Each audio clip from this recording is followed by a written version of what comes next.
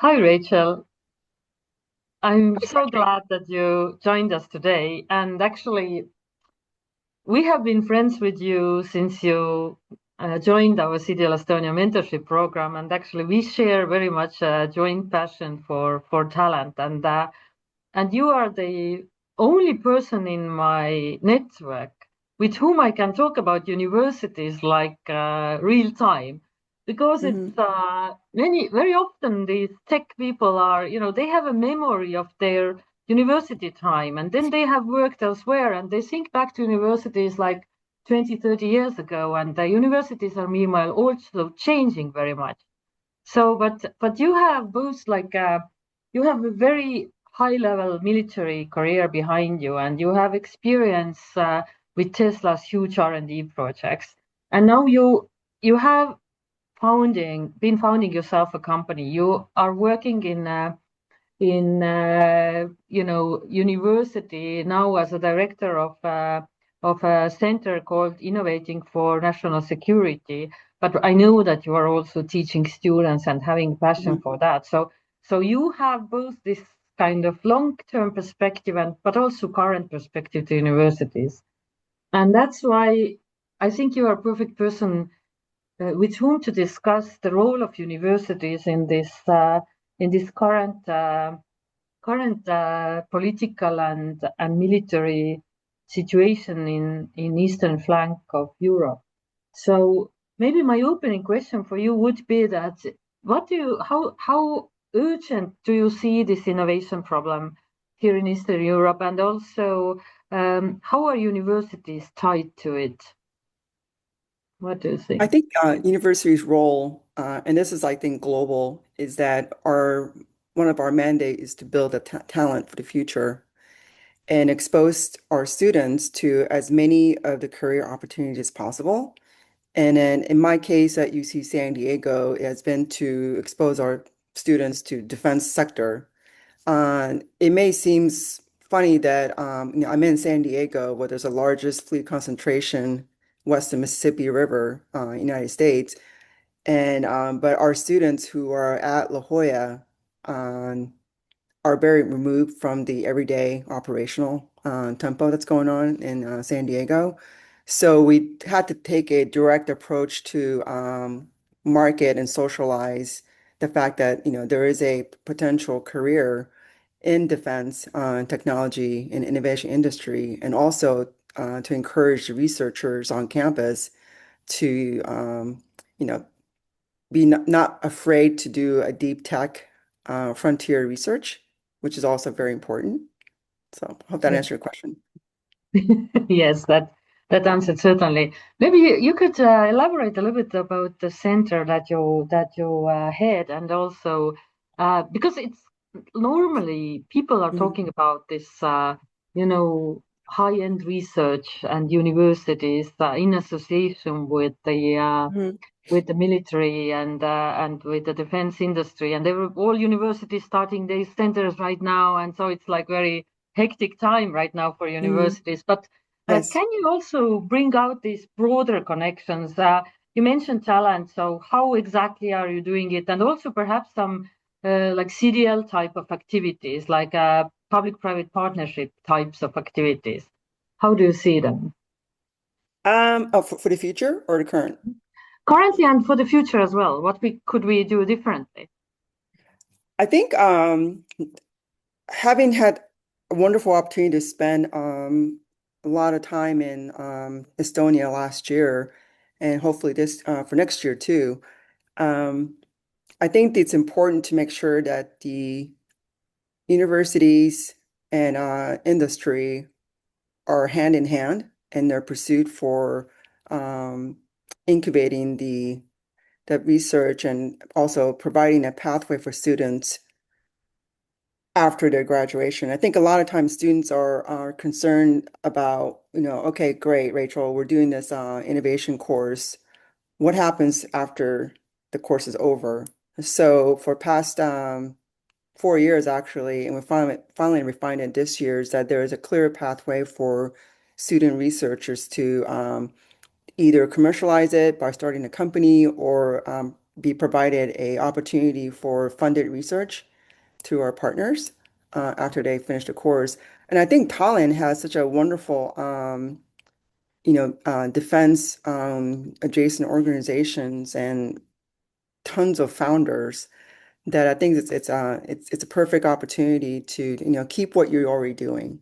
I think I use Tallinn as an example in Estonia overall of what could be for the future, even for someone someone like me in San Diego. Maybe smaller is at this point better because it's a lot more interaction and synergy that happens. Yeah, yeah, that I can agree. So actually, I want to ask you before going maybe broader again.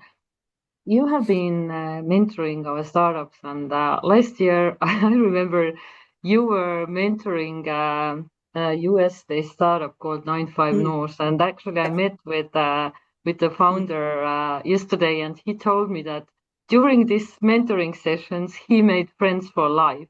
So Hmm.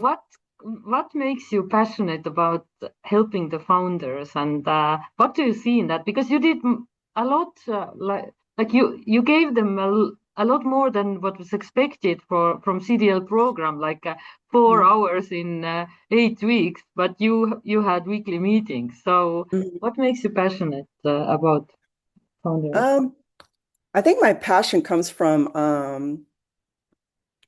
having been there on the ground. I was a startup founder myself on two occasions, and one was with another founder, and then the other was actually with I joined later in the life of a company. Um, Neither succeeded in the long run, so I learned a lot of lessons from that. So when I see a founder, especially in the defense sector, and try to make a difference, I just want to be all in and help out and at least tell a lot of sea stories, lessons learned, but it's coming from the heart because I don't want other startup founders or entrepreneurs to make the same mistake I did when you already know that may not work. Yeah, that is for sure. And you were also kind of you know bringing to the university more like culture, which is innovation related and startup related. So how do you see universities in general? Like, do they need some kind of cultural change, or do they need to be bolder, more agile, more quick? Because I'm very much passionate about your headline in your LinkedIn profile. Mhm. This is like a really nice aim to have. So tell me a little bit about it. Yeah. I believe that each university had its strength and it also has its weaknesses. But there's no cookie cutter approach to this. So I guess Mhm. each universities need to find out what their strengths are and then really capitalize on that. I might have mentioned to you I was a mentor at Stanford University for another of their innovation programs, and their students are a lot different from my students at UC San Diego campus. Not any better, not any worse. They're just different. So you have to find out what ignites the passion of these students and go after it. And how you do that, you just need to get to know them really well. And my first student, when we started out with two teams and 8 students, I just saw her yesterday during our showcase. And I realized that just making sure that you're meeting their needs. And they may not like what they're hearing from you initially, but once they graduate and they go out in the real world, they'll realize the value of, the advice from the old people like me, right? So I think that's kind of what I'm thinking. I hope that helps. Yes, that helps a lot. And actually, I wish all the university managers and higher education public officials are listening to you, because the universities should really go where the students are going and do what the students are needing, not kind of filling in the standards and regulations which are 10 years back. So I Hmm. think it is, yeah, much more dynamic approach is needed. And I'm so glad that I can share that with you. And and you are supervising me in this matter, because this is like really what to do practically with your students. I'm trying to do that in Tartu University as well. So Mhm. I'm thankful for that mentorship to you. But maybe, if we are kind of always hearing, in the public discussions, who should step up to improve the military innovation in Europe, especially, right? Because we are so much behind the US. And what do you think? Who needs to step up the most? Who needs to lead this kind of innovation, and how we get this leadership? Because there is like a discussion also in Estonia that we see that whether the new talent we generate in universities or help to generate in universities, whether they lead the change or we have to adapt to the structures and situations that are currently on the market. So how you see that in defense Um, innovation context? students, the young people in the workforce and in academia will be whether we like it or not, they are the future. Now, how do you make them into a educated, concerned leaders is I would suggest that from early on, instill in them the importance of listening to the elders, but then create their own path of future. So not be so beholden to the history, but if you don't know the history, you may be doomed to make mistakes that we already made. So have a very balanced approach, do their own critical thinking, read a lot, or not just default to ChatGPT or Gemini. And then as far as who should step up, I think we need each of us needs to step up, right? The academia, the industry, commercial and defense adjacent industry, and influencers, and of course, you always need capital. Um, because I think there's something to be said for being biased to action. And once the critical mass gathers when people are doing things, I think hopefully that'll make it lead into a movement. Now, having said that, I believe Europe is not behind. Specifically, Estonia is far ahead when it comes to being ready and doing things. I mean, having a startup, having most unicorn status in the globe. Um, so I would probably challenge the naysayers out there that Europe is behind.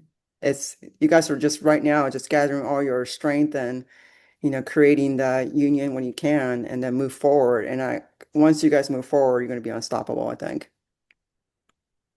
That is fantastic to say of you, and that's fantastic to last remark to end our talk. And I Mhm. wish you all the best, and I wish that you would come sooner to Estonia so we can meet and I discuss know. Yes. further. So thank you, Rachel. Great. Thank you. Thank you, Karji.